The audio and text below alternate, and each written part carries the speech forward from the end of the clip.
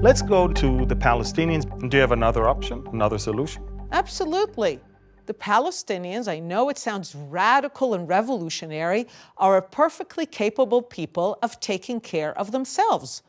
They are perfectly capable of deciding that they are not going to spend their considerable talents on fighting the Jewish state and actually building something for themselves rather than destroying for others. So they're capable, but they're not doing it.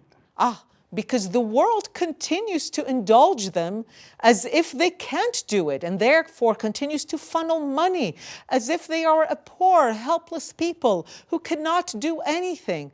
If anything, October 7th should put an end to any notion of the poor Palestinians. Can we agree that October 7th, we know by now, required massive investment in infrastructure? Imagine that they would have used that money to pay teachers' salaries, care for their own. But no, the world released them from that responsibility and essentially told them, you go focus on butchering Jews, we'll fund everything else that you need. And it seems like right now they are being portrayed as poor again. They're starving to death as if it's true. And no one even asks them. They have no homes anymore. For the fundamental, no one even asks them for the fundamental demand made of the Japanese, made of the Nazis. End this war, surrender, hand over the hostages, give over the perpetrators of October 7th, and finally, like the Nazis and the Japanese were told, get rid of your destructive ideology that has only brought pain and suffering and war to this world. Somehow asking them for anything is considered beyond the pale. You know, I'm not a big fan of the Democrats in America, personally, and it seems like when the deal of the century was offered, there was a list of things that were demanded from the Palestinians if they want a state for the first time. Yes. A list, and obviously they rejected that immediately. Oh, they said no, no, and 1,000 times no.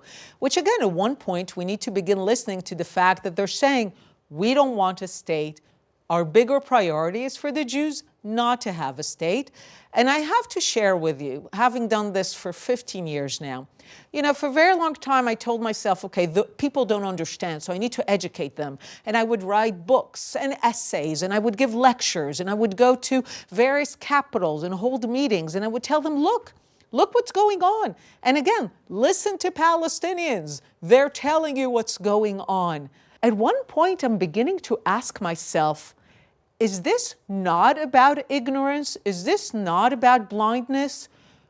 Are some of the countries that fund UNRWA actually support the underlying mission of no Jewish state?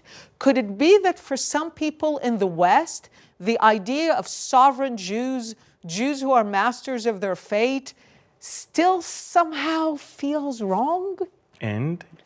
It's a question that I place. I almost fear to answer it.